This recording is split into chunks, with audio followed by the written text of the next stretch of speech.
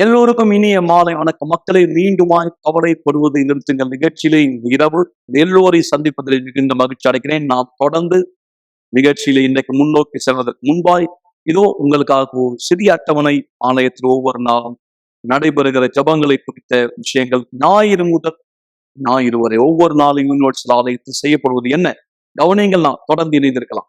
ஒவ்வொரு நாளும் தீர்வுகள், ஒவ்வொரு நாள் பிரச்சனைகளுக்காக.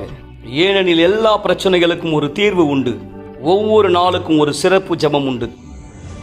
திங்கட்கிழமை உங்கள் பொருளாதாரத்திற்கான ஜெபம், செவ்வாய்க்கிழமை பரிசுத்த குணமாக்குதலின் கூட்டம், புதன்கிழமை ஆவிக்குரிய வளர்ச்சி மற்றும் வேதாகம பாடம், வியாழக்கிழமை குடும்பத்திற்கான ஜெபம் மற்றும் அன்பின் வாழ்க்கைக்காக, வெள்ளிக்கிழமை விடுதலைக்கான ஜெபம், சாபங்களை உடைக்க மற்றும் எதிர்மறையான சக்திகளை வேரோடு அழிக்க, சனிக்கிழமை தீர்க்க முடியாத வழக்குகளை சரிபடுத்துவதற்கான ஜெபம், ஞாயிற்றுக்கிழமை தேவனோடு உடனான தொடர்பு மற்றும் குடும்பத்திற்கான ஜெபம்.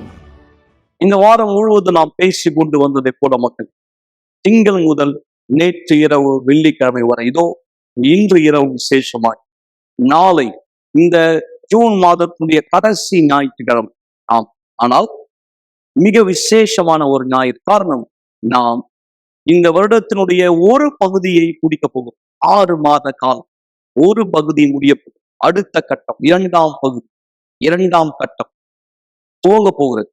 எனவேதான் இந்த ஒரு கட்டம் முதல் பகுதி 2024 உங்களுக்கு எப்படி இருந்தது எனக்கு தெரியாது. ஒருவேளை இது நீங்கள் எதிர்பார்த்ததை போல இல்லாவிட்டாலும் பிரச்சனை இல்லை. ஏனென்றால் கர்த்தருடைய வார்த்தை சொல்கிறது, முந்தினவைகளை நினைக்க வேண்டாம், பூர்வமானவைகளை சிந்திக்க வேண்டாம். இதோ புது காரியத்தை செய்கிறேன், அது இப்போதே தோன்றும் அப்படின்னு தேவன் சொல்றார். ஆனால் யாருக்கு தோன்றும்?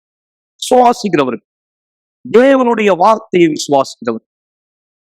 இன்னைக்கு உலகம் வெளிப்புற காரியங்களை நோக்கி வேகமாய் நகர்ந்து கொண்டிருக்கிறது. மக்கள் தன் வாழ்க்கையினுடைய தரத்தை உயர்த்தி கொள்ள, வாழ்க்கையினுடைய சூழ்நிலையை சமாளிக்க போராடி கொண்டிருக்கிறார்.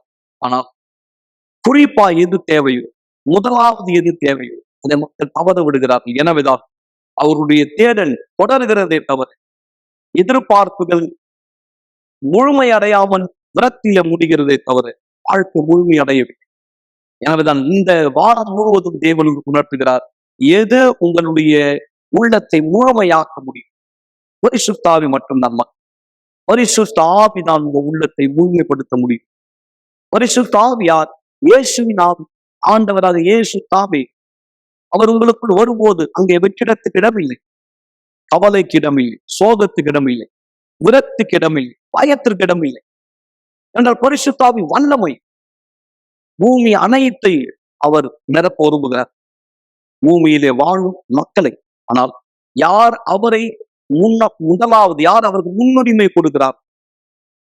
அதைதான் நீங்கள் விண்ணப்பத்தின் மூலமாய் தேவனுக்கு தெரியப்படுத்த போகிறீர்கள். உங்களுக்கான வாய்ப்பு கொடுக்கப்பட்டு கொண்டிருக்கிறது. இதோ இந்த வீடியோ பாருங்கள், தொடர்ந்து நாம் நிகழ்ச்சியில் இணைந்திருக்கலாம். வெறுமையாய் இருப்பதை தேவன் சிருஷ்டிப்பதில் மிகவும் சிறப்பானவர். தேவன் சிருஷ்டிப்பதில் மிகவும் வல்லமையானவர். எப்போ பூமியானது ஒழுங்கின்மையும் வெறுமையுமாயிருந்ததோ, தேவனுடைய வார்த்தையின் பிரகாரமாய் எல்லாம் உருவாக்கப்பட்டிருந்தது. அதேபோல் ஜெயித்தவர்களும் இருந்தார்கள். யாரெல்லாம் தன் வாழ்க்கையில் தேடினார்களோ அவர்கள் பெற்றுக்கொண்டார்கள். வெறுமையை எப்படி நிரப்புவது என்று. ஆபிரகாமினுடைய வெறுமை, தன் வாழ்க்கையில் இருந்த அவமானம் மாறியது, வாக்களிக்கப்பட்டதை பெற்றார். அன்னாளுடைய வெறுமை மாற்றப்பட்டு ஆனந்தத்தின் கண்ணீரை பெற்றார். ராகாபினுடைய வெறுமை தொலைக்கப்பட்ட வாழ்க்கையாய் இருந்தது, பரிபூர்ணம் அடைந்த வாழ்க்கையாய் மாறியது. யோபினுடைய வெறுமை எல்லாவற்றையும் இழந்தார், கடைசியில் தேவனை அறிந்து கொண்டார், மீண்டும் யாவையும் பெற்று கொண்டார். கிதியோனின் வெறுமை அவருக்கு அவமானமாய் இருந்தது, கடைசியில் வெற்றியை கண்டார். கல்யாண வீட்டின் அங்கிருந்த பானைகள் வெறுமையாய் ஆனது. இயேசு தண்ணீரை நிரப்ப சொன்னார், அது புது திராட்சை ரசமாய் மாறியது. உதிரப்போக்கில் இருந்த அந்த ஸ்ரீ வெறுமையாய் இருந்தார். ஆரோக்கியம் இல்லாமல் பரத்தை இழந்து யாவும் மாறியது. அவர் வாழ்க்கை பரிபூர்ணம் அடைந்தது. நீங்கள் பார்க்கும் இந்த வனாந்திரம் வெறுமையாய் இருக்கிறது.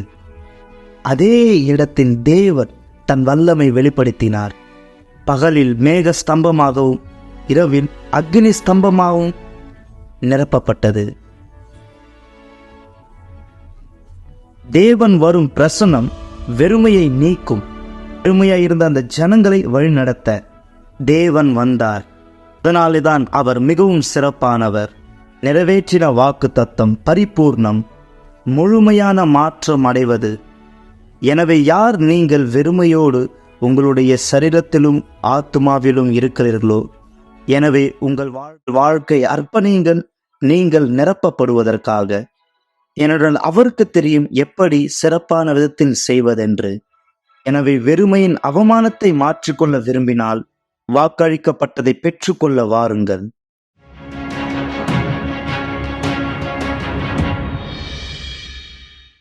இந்த நேரம் தன்னுடைய வாழ்க்கையிலே பலவிதமான வழிகளிலே சந்தோஷத்தை தேடின ஒருத்தர், நான் சற்று முன்பு சொன்னதை போல பலவிதமான வழியிலே தன்னை நிரப்பிக் கொள்ள பார்த்த ஒருத்தர் கடைசியிலே அது எவ்வளவு மாயை என்பதை புரிந்து கொண்டார். அன்புகளை, பிரசங்கி மிக தெளிவா சொல்கிறார், நாம எதையெல்லாம் இந்த உலகத்துல இன்பம் என்று நினைத்துக் கொண்டிருக்கிறோமோ எல்லாமே மாயை. முடிவில் அவர் சொல்கிறார், எல்லாமே மாயை. தேவனுடைய வார்த்தைக்கு கீழ்ப்படிந்து அவருக்கு பயபக்தியோடு வாழ்கிற மனுஷன் இளைஞர்ப்பான் என்று சொல்லுகிறார். அடுத்ததாக இயேசு தாமே அதை இங்கே உறுதிப்படுத்துகிறார். மத்தேயு 24 முடிவு பரியந்தம் 13ஆம் வசனத்திலே, முடிவு பரியந்தம் நிலை நிற்பவனே ரட்சிக்கப்படுவான். இந்த முடிவு பரியந்தம் வரை நீங்கள் செல்ல வேண்டுமானால் உங்களுக்குள் பெருமை இருக்கக்கூடாது. உங்களுக்குள்ளே கர்த்தருடைய ஆவியின் பலன் தேவை. அதற்காக தான் இந்த நிகழ்ச்சி உங்களுக்காக முன்வைக்கப்படுகிறது. இதிலே கலந்து கொண்ட ஒருத்தருடைய அற்புதமான சாட்சி நீங்கள் கேட்பீர்கள். இதனை தொடர்ந்து நானும் இந்த நிகழ்ச்சியில பங்கேற்க என்ன செய்யலாம், எப்படி பங்கேற்கலாம், யாருக்காக இந்த நிகழ்ச்சி, அதை குறித்த ஒரு தெளிவான விளக்கத்தினுடைய அற்புதமான ஒரு வீடியோ நீங்கள் பார்க்கும்படி நான் உங்களை ஊக்கப்படுத்த. நண்பர்களே, இந்த நிகழ்ச்சி நடுவர் எங்கே எழுந்து செல்ல வேண்டாம், கவனம் சிதைவடைய வேண்டாம். கவனமா இந்த சாட்சியை கூர்ந்து கேளுங்க, பிற்பாடு இந்த விளக்கத்தை கவனிங்க. நாம் தொடர்ந்து பேசுவோம். உங்களுக்கு வாய்ப்பு கண்டிப்பாய் கொடுக்கப்படும். என் வாழ்க்கையில் மோசமான தருணம் எங்க அப்பா இறந்துட்டாருங்கிற செய்தி எங்க அம்மா கேட்டதுதான். போலீஸ் எங்க அம்மாவை கூப்பிட்டு போனாங்க. ஹாஸ்பிட்டல்ல எங்க அம்மா அழுதாங்க. உங்க அப்பா இறந்துட்டாருன்னு எங்க கிட்ட சொன்னாங்க. அந்த சூழ்நிலை எனக்குள்ளாக ஒரு பெரிய கோபத்தையும் அதிர்ச்சியும் உண்டாக்குச்சு. ஆனா அதன் பிற்பாடு நான் அதை பத்தி எதையுமே உணரல. நான் யூகேக்கு வரும்போது எனக்கு 5 வயது. நாங்க எங்க அம்மாவோடையும் என்னுடைய அண்ணன்களோடையும் எங்க அப்பாவை பாக்குறதுக்காக வந்திருந்தோம். எனக்கு நினைவு தெரிஞ்சதுல இருந்து என் குடும்பம் சமாதானத்துக்குரிய குடும்பம் கிடையாது, அன்பு கிடையாது. எனக்கு நல்லா ஞாபகம் இருக்கு, எப்ப பாரு சண்டை தான். ஒவ்வொருத்தரும் ஒவ்வொரு மூலையில இருப்போம், ஒவ்வொரு அறையில இருப்போம். நான் எப்போதும் ஒரு அறைக்குள்ளாக பூட்டப்பட்டு இருப்பேன். எங்க அம்மா எப்போதும் ஏன் என் மகளை பூட்டி வச்சிருக்கீங்கன்னு எங்க அப்பா கிட்ட கத்துறதுதான் எனக்கு காதுல கேட்கும். என் வீட்டுக்குள்ள அன்பு இல்ல, என் வீட்டுக்குள்ளாக சமாதானமே இல்ல. நாங்க எல்லாரும் குடும்பத்துக்காக தான் இந்த இடத்துக்கு வந்தோம். ஆனா எங்க குடும்பத்துக்குள்ளாக வெறும் மோசமான பிரச்சனைகள் மட்டும்தான் இருந்துச்சு. இதன் காரணமா எங்க அம்மா ஒரு நாள் வீட்டை விட்டு ஓடக்கூடிய சூழ்நிலைக்கு தள்ளப்பட்டாங்க. ஒரு நாள் எங்க அம்மா எங்களை பள்ளிக்கூடத்துல இருந்து கூப்பிட வந்தாங்க. எங்க அண்ணனை பெரிய பள்ளிக்கூடத்துல இருந்து, என்ன சின்ன கிளாஸ்ல இருந்து குழந்தையும் தூக்கிக்கிட்டாங்க. அதன் பிற்பாடு நான் எங்க அம்மாவை பார்த்ததே கிடையாது. ஏன்னா அந்த சூழ்நிலையை விட்டு அவங்க ஓட விரும்பினாங்க. இன்னொரு வார்த்தையில எங்க அப்பாவை விட்டு ஓடினாங்க. இந்த மாதிரி ஒரு சூழ்நிலை ஏற்படும் போது வேலையில இருந்த அதிகாரிகள் மற்றவர்கள் எல்லாரும் சேர்ந்து ஒரு முடிவு எடுத்து எங்களை ஒரு ஹாஸ்டலுக்கு அமிச்சாங்க. அது ஒரு சின்ன ரூமா இருந்தது, பகிர்ந்துக்க கூடிய படுக்கை அறைகளா இருந்தது. 5 பேர் அந்த இடத்துல இருக்கலாம். அது ரொம்பவும் கடினமா இருந்தது.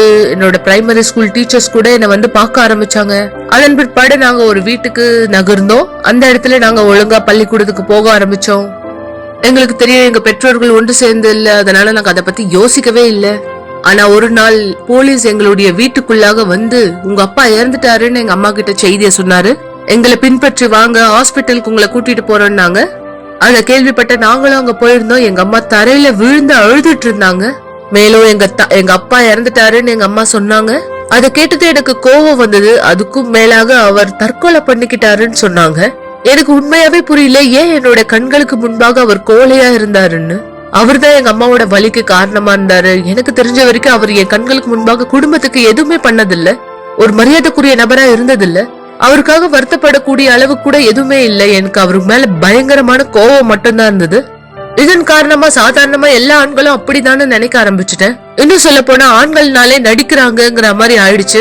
பிரயோஜனமற்றவங்க, இனிமே நான் என் வழிய பாத்துக்க போறேன், நான் எங்க அம்மாவை பாக்குறேன், எங்க அம்மா பலமான பெண்ணா வேலை செய்யறாங்க, எங்களுக்கு எல்லாத்தையும் குடுக்கறாங்க, இந்த மாதிரி நான் இருக்க போறேன்னு நான் நினைச்சேன். நான் அந்த ஆவியை பெற்றுக்கொண்டு நான் எல்லாத்தையும் பண்ண போறேன்.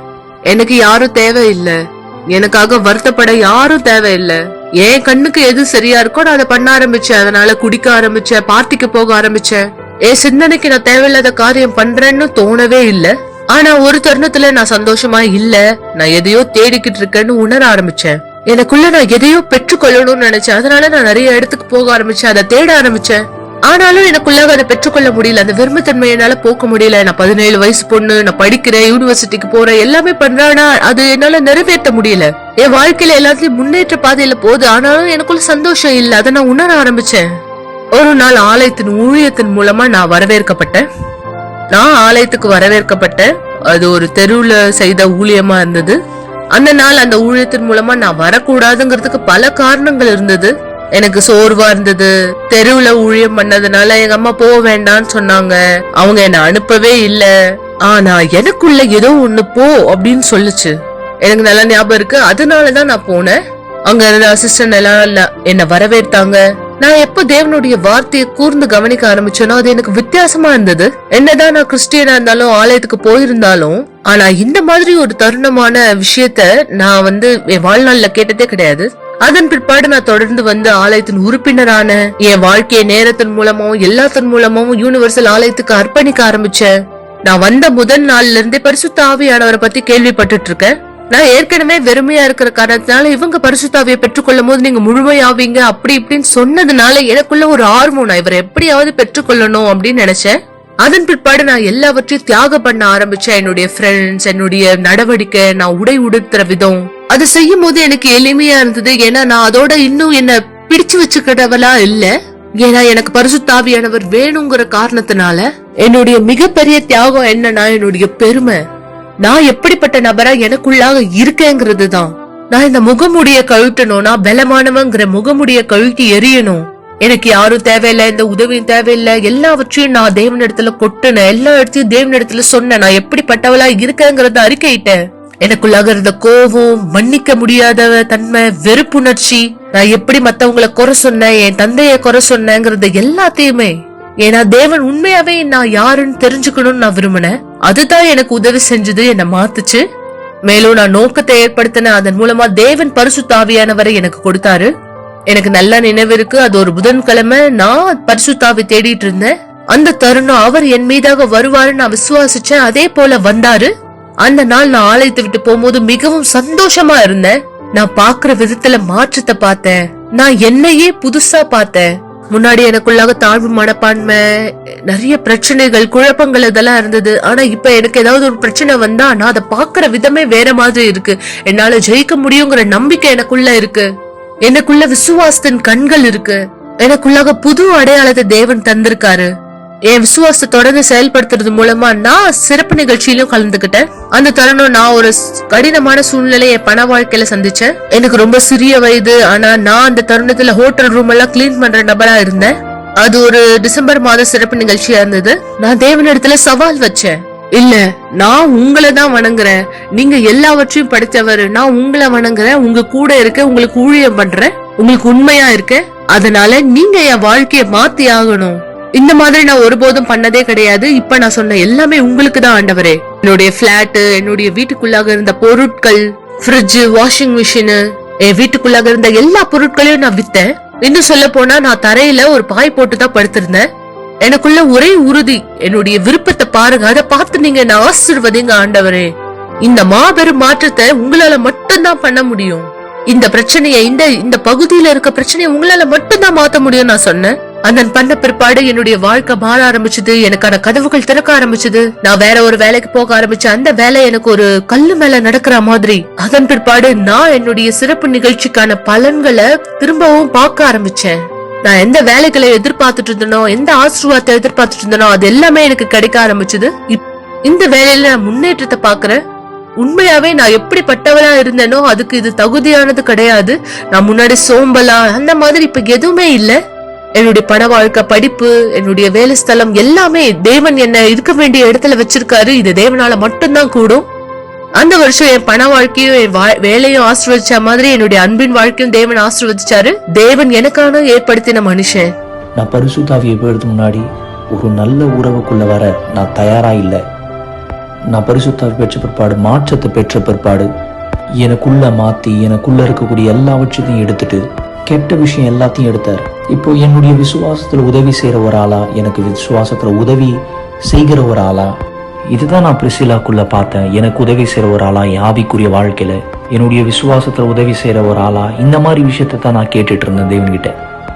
இதே விசுவாசத்திலிருந்து இதே ஆவியில முன்னோக்கி போற ஒரு ஆளா, இந்த மாதிரியான ஒரு பெண்ணை தான் நான் கேட்டிருந்தேன். தேவனுடைய மனுஷே, எல்லாமே இப்போ ரொம்ப அற்புதமா போயிட்டு இருக்கு. எனக்கும் அவளுக்கும் இருக்கிற உறவுல இணைந்து நாங்க எங்களுடைய வாழ்க்கை முன்னாக சேர்ந்து முன்னோக்கி போயிட்டு இருக்கோம். இவை எல்லாத்தையும் நான் ஆசீர்வதிக்கப்பட்டாலும் கூட பரிசுத்த ஆவியானவர் இருக்கிறது தான் மிகப்பெரிய ஆசீர்வாதம். அவர் தான் எனக்கு எல்லாமே. அவர் தான் என்னை வழி நடத்துறாரு. என்ன தனியா இந்த மாதிரி செய்ய சொல்லியிருந்தா என்னால ஒண்ணு கூட செஞ்சிருக்க முடியாது. அவர் எனக்கு உதவி செஞ்சாரு, என்ன சரிப்படுத்தினாரு, எனக்கு எல்லாவற்றிலும் துணை நின்றாரு. இன்னைக்கு என்ன வடிவமைச்சிருக்காரு. நான் எப்படிப்பட்ட ஒரு பெண்ணா இன்னைக்கு இருக்கேங்கிறத என்னால பார்க்க முடியுது. எல்லாவற்றிலும் காட்டிலும் அதுக்கு நான் நன்றி உள்ளவளா இருக்கேன். அவர் தான் என்னுடைய தேவனா இருக்காரு.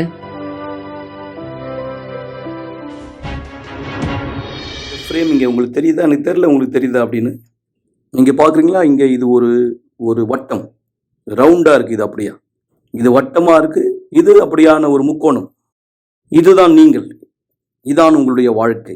இங்கே இருக்கிற இந்த வெற்றிடம், இந்த பகுதி உங்களுக்குள்ளாக இருக்கிறது. இந்த பகுதி நீங்கள் பார்க்கிற இது உங்களுக்குள்ளாக இருக்கிறது.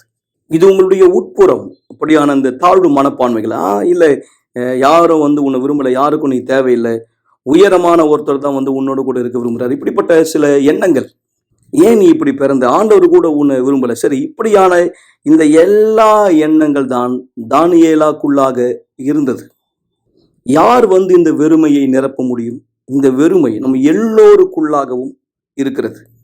இந்த இடத்தை தேவன் உண்டு பண்ணினார். அவர் அதை நிரப்பும்படியாக இப்படிப்பட்ட ஒரு வெறுமை, இந்த இடம் நம்ம எல்லோருக்குள்ளாகவும் இருக்கிறது.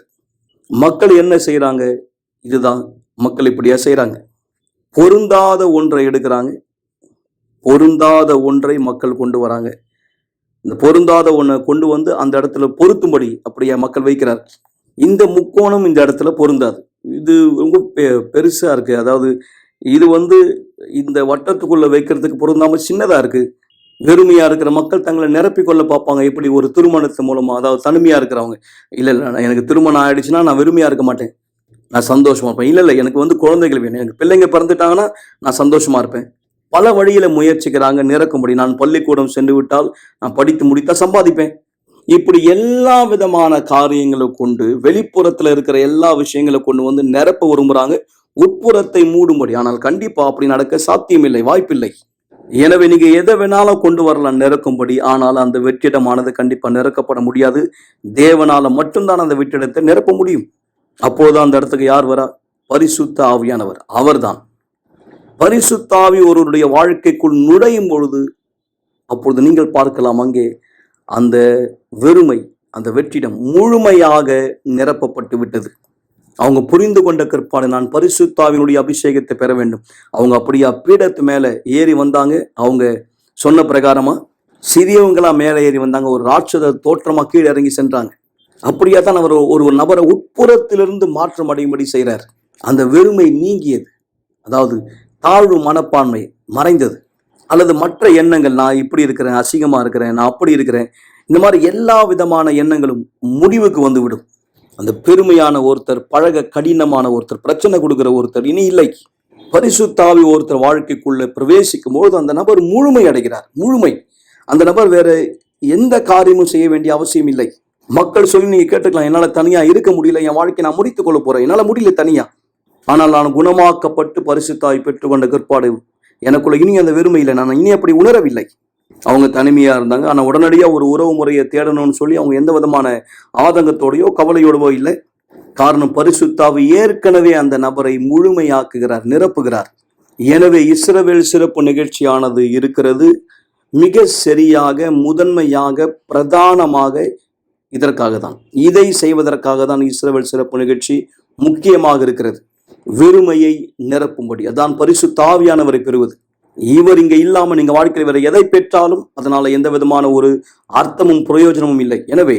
எனவே இதை புரிந்து கொள்ளுங்கள். பரிசுத்த ஆவிதான் அதை செய்கிறார். நீங்க பரிசுத்த ஆவியானவரை பெற்றுக்கொண்ட பிற்பாடு உங்களுக்குள்ளாக உங்க வாழ்க்கையினுடைய வெளிப்புறத்துல ஏதோ ஒன்று வெறுமையா, அதாவது குறைவாக இருக்கிறது. கண்டிப்பாய், நிச்சயமாய் அவர் உங்களுக்கு உள்ள இருக்கார், வெளியே ஏதோ ஒன்று குறையா இருக்கு. கண்டிப்பாய் பரிசுத்த ஆவி உட்புறத்தை இப்ப நிரப்பி விட்டார், முழுமையாக்கிட்டார். ஆனா உங்களுக்கு இன்னும் வெளியில சில விஷயங்கள் சரிப்படுத்த வேண்டியிருக்கு. உங்களுக்கு பணம் தேவை, குணமாக்குதல் தேவை, உங்களுடைய வேலை சம்பந்தமான பிரச்சனை சரிப்படுத்தப்பட வேண்டியிருக்கிறது. ஒருவேளை உங்களுடைய திருமண வாழ்க்கையில சில விஷயங்கள், நீங்க ஒரு சரியான வாழ்க்கை துணையை கண்டடைய வேண்டியிருக்கலாம். இப்படிப்பட்ட சூழ்நிலை உங்களுக்கு இருக்கலாம். எனவே ஒரு இடமானது அங்கு இருக்கிறது, உங்க வாழ்க்கையினுடைய இன்னொரு பகுதியிலே அது காணப்படுகிறது. எனவே அது இங்க இருக்கிறது, இதோ இங்கே. பிற்பாடு உங்க வாழ்க்கையினுடைய மிக முக்கியமான கட்டத்தை, விஷயத்தை நீங்கள் முழுமையாக்கி நிறைவேற்றின பிற்பாடு, நீங்கள் அதை முதலாவது சரிப்படுத்தின பிற்பாடு, இங்கே இதை சரிப்படுத்தின பிற்பாடு அவர் உங்களுக்கு உதவி செய்வார் இந்த பகுதியை நீங்கள் நிரப்பிக் கொள்ளும்படி. பிற்பாடு இது முழுமையாகிவிடும். உங்களுக்கு புரிகிறதா? இதுதான் இஸ்ரவேல் சிறப்பு நிகழ்ச்சியினுடைய நோக்கமாக இருக்கிறது. பிஷப், எனக்கு பரிசுத்த ஆவியானவர் இல்லை, அப்போது மறந்து விடுங்கள், மற்ற விஷயத்தை மறந்து விடுங்கள், பணத்தை மறந்துடுங்க, உறவு முறையை மறந்து விடுங்கள், இதை பற்றி மட்டும் அனுசரணை உள்ளவராய் கவலையாயிருங்கள். பரிசுத்தாவி மீது மட்டுமே. யாராவது சொன்னால் என் பரிசுத்தாவி உங்களுக்கு உண்டா என்று கேட்கும்போது இல்லை என்று சொன்னால் போது புரிந்து கொள்ளுங்க, சரி எனக்கு புரிகிறது, இல்லை, நான் முதலாவது பரிசுத்தாவி பெற வேண்டும், முதலாவது அதை நான் சரிப்படுத்திக் கொள்ள வேண்டும். பரிசுத்தாவி இல்லாமல் உறவு முறையில செல்வது சரியில்லை. இந்த சாட்சியில் அவர் எனக்கு அப்படியே சொன்னார். ஆர்வத்துக்குரிய ஒரு விஷயம், பரிசுத்தாவி வழிகாட்டுகிறார். பரிசுத்தாவி நீங்கள் பெற்றுக்கொண்ட பிற்பாடு அப்படியாக அவர் உங்களை முழுமையாக்கின பிற்பாடு இங்கே உங்களுக்கு யாரும் ஒருவரும் இந்த இடத்துல உங்களுக்கு இல்லை. அவர் என்ன செய்தார்? அவர் தேவனோடு ஒரு பொருத்தனை பண்ணினார், தேவனிடத்தில் அந்த பொருத்தனை செய்தார். தேவன் அவருக்கு அப்படியாக சொன்னார். அவர் சொன்னார், தேவனை, இதுவரையிலும் எனக்காக ஒரு துணையை தேடி தேடி நான் குழப்பி விட்டேன், பிரச்சனையாகி விட்டது. இப்பொழுது நீங்க எனக்காக ஒரு வாழ்க்கை துணையை தேர்ந்தெடுங்க, நீங்க எனக்காக தேர்ந்தெடுங்க. ஆனால் நீங்க தேர்ந்தெடுக்கிற அந்த பெண் முதலாவது என்னை தேடி வர வேண்டும். இது ஒரு தைரியமான விஷயம் இல்லையா? அது தைரியமான ஒரு செயல் அல்லவா? கண்டிப்பா அது அன்னாளுடைய விசுவாசம். அன்னாளுக்கு குழந்தை இல்லாத அந்த தருணம், அன்னாள் விசுவாசத்தை பயன்படுத்தினாள். ஆனால் அன்னாளுக்கு கர்த்தர் இருந்தார், குழந்தை தான் அன்னாளுக்கு இல்லை. ஆனால் அந்த வலி, அன்னாளுக்குள்ளாக அந்த வலி வெளிப்பட்ட அந்த தருணம், அந்த வலி இருந்த அந்த தருணம், அன்னாள் அப்படியாய் தேவனிடத்திலே சொன்னார், என் தேவனை, எனக்கு ஒரே ஒரு குழந்தை கொடுங்க, எனக்கு ஒரு குழந்தை தேவை, அதாவது எனக்கு ஒரு ஆண் பிள்ளை, ஒரு ஆண் குழந்தை எனக்கு தேவை, அப்போது நான் அவனை உமக்கு திரும்ப கொடுப்பேன். தன் விண்ணப்பத்தில் அன்னாள் தெளிவா இருந்தால். அதே போல் தான் அவர் சொன்னார், ஆண்டவரே, நீர் எனக்காக ஒரு பெண்ணை தேர்ந்தெடுக்க வேண்டும், இதுதான் எனக்கு தேவையான அடையாளம், அந்த பெண் என்னை தேடி வர வேண்டும். ஆனால் பொதுவிலே இது சரியான ஒரு முறை, சரியான ஒரு வழிமுறை இல்லை, இல்லையா?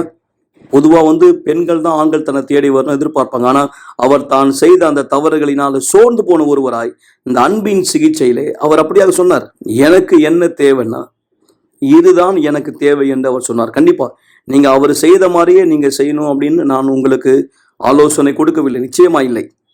எப்படி விசுவாசம் நீதித்தன்மையாய் துணிச்சலா இருக்கிறது என்பதை உங்களுக்காக காண்பிக்கிறேன். அதாவது பரிசுத்த ஆவி ஒரு நபரை வழிநடத்தி செல்லும் பொழுது இதான் நடைபெறுகிறது. பிற்பாடு நடந்தது என்ன? அவருடைய மனைவி, அதாவது முன்பாகவே அவருக்கு தெரியும் அந்த பெண் மனைவியா இருக்கிற அந்த பெண் அவரை விரும்பவில்லை என்று. அவரை போன்ற குணம் உள்ளவங்க அல்ல, ஆனா இவரை பார்த்துக்கிட்டே இருந்தாங்க. அவர் மேல அவங்களுக்கு ஒரு அபிப்பிராயம் ஏற்பட்டது. அவங்க சொன்னாங்க, நான் உங்களை தெரிஞ்சுக்க விரும்புறேன், உங்களை எனக்கு பிடிச்சிருக்கு அப்படின்னா. அவர் உடனே அப்படியா, சரி என்று ஏற்றுக்கொண்டார். நிச்சயமா அவர் ஒருத்தர் தெரிஞ்சுக்க ஆரம்பிச்சாங்க. இப்போது அவங்க ஒருவராக இருக்கிறாங்க, சரியான பொருத்தமா இருக்கிறாங்க, ஏற்ற துணையாய். பரிசுத்த ஆவிதான் அதை அப்படியாக செய்கிறார். பரிசுத்த ஆவி உங்களுக்கு வழிகாட்டுதலை கொடுப்பார். எனவே உங்களுக்கு இது உண்டு, ஆனால் இந்த பகுதி குறையாக, இந்த பகுதி நிறைவில்லாமல் இருக்கிறதா? கேளுங்கள், குறிப்பிட்டு கேளுங்கள், தைரியம் உள்ளவர்களாயிருங்கள். எப்படி நான் இதை சொல்வது? அதாவது உங்களுடைய விண்ணப்பத்தில் அதாவது மாயை இல்லாதபடி பார்த்து கொள்ளுங்கள், சுயநலம் இல்லாதபடி பார்த்துக் கொள்ளுங்கள். இல்லை, எது உங்களுக்கு மிக முக்கியமானது என்றால் எனக்கு ஒரு கணவர் தேவை இல்லை, எனக்கு ஒரு தேவனுடைய மனுஷன் தேவை. எப்படிப்பட்ட ஒரு பெண் தேவை இல்லை, எனக்கு ஒரு தேவனுடைய மனுஷி அப்படியாக தேவை. உங்களுடைய எதிர்கால கணவர், உங்களுடைய எதிர்கால மனைவி, அவங்க இடத்துல எப்படிப்பட்ட ஒரு வித்தியாசத்தன்மை இருக்க வேண்டும் என்று விரும்புகிறீங்க, தெளிவாய் குறிப்பிட்டு தேவனிடத்தில் கேளுங்கள். குறிப்பிட்டு கேளுங்கள். உங்களுடைய விசுவாசத்தை பயன்படுத்துங்கள். இந்த விசுவாசத்துல சிறப்பு நிகழ்ச்சியில கலந்து கொள்ளுங்கள். ஆமென். எத்தனை விண்ணப்பம் நீங்க செய்திருக்கீங்க சிறப்பு நிகழ்ச்சியில? ஒன்றே ஒன்று. உங்களுக்கு பரிசுத்தாவி இல்லாதிருந்தால் இதை பற்றி மறந்து விடுங்கள். இதுதான் உங்களுக்கு விண்ணப்பமா இருக்க வேண்டும். உங்களுக்கு ஏற்கனவே பரிசுத்தாவின் அபிஷேகம் இருந்தால் அப்பொழுது இதுதான். நல்லது நண்பர்களே, நிகழ்ச்சியினுடைய இறுதிக்கு நாம் வந்திருக்கிறோம். சற்று நேரத்தில் ஜெபிக்க போகிறோம். உங்களுடைய தண்ணீரை ஆயத்தப்படுத்திக் கொள்ளுங்கள். நாளை காலை 9:30 மணி நீங்கள் எங்கள் சிறப்பு விருந்தினர். நம்முடைய யூனிவர்சல் ஆலயம் நீங்க சென்னையிலும் சரி, மும்பை, ஹைதராபாத்திலும் சரி, எல்லா இடத்திலுமே உங்களுக்காய் பீடம் தயாரா இருக்கிறது. எங்கே நீங்கள் உங்கள் விண்ணப்பத்தை அர்ப்பணிக்க போகிறீர்களோ, ஆபிரகாம் செய்ததை போல, அன்னாள் செய்ததை போல, அடுத்த வாரம் முதல் ஒவ்வொரு ஆலயத்தினுடைய பீடத்தை, ஆலயத்தின் பீடத்தை கடந்து செல்ல போகிறோம். உங்களுக்கு முன் வைக்க போகிறோம். தேவன் உங்களுக்கு என்ன வைத்திருக்கிறார் நீங்கள் தெரிந்து கொள்ளும்படி பார்க்கும்படியா. எனவேதான் உங்களை ஆயத்தப்படுத்திக் கொள்ளுங்கள். பரிசுத்தாவின் பொழிந்தருளப்படுத்தலை பெற்றுக் கொள்ளும்படியாய். மேலும் விளக்கங்களுக்கு, விவரங்களுக்கு நீங்கள் எங்களை தொடர்பு கொள்ளலாம். நேரடியாய் வாருங்கள். உங்களுடைய விண்ணப்பத்தை எடுக்கக்கூடிய வாய்ப்பை பெற்றுக் கொள்ளும்படியாய். இது ஜெபத்தின் நேரம். ஒரு கிளாஸ் தண்ணீரை ஆயத்தப்படுத்திக் கொள்ளுங்கள் அல்லது தொலைக்காட்சிக்கு அருகாமையிலே வாருங்கள். இந்த நேரம் உங்களுக்கான ஒரு சிறப்பு ஜெபத்தை நாம் செய்ய போகிறோம். சர்வ வல்லமையான ஆசீர்வாதமான இரவா இருக்கட்டும். நாளை உங்களை சந்திப்போம். இந்த நிகழ்ச்சி மூலமாய் திங்கள் இரவு முதல் மீண்டும் சந்திக்கலாம். தேவன் அனைவரை ஆஸ்வதிப்பாராக.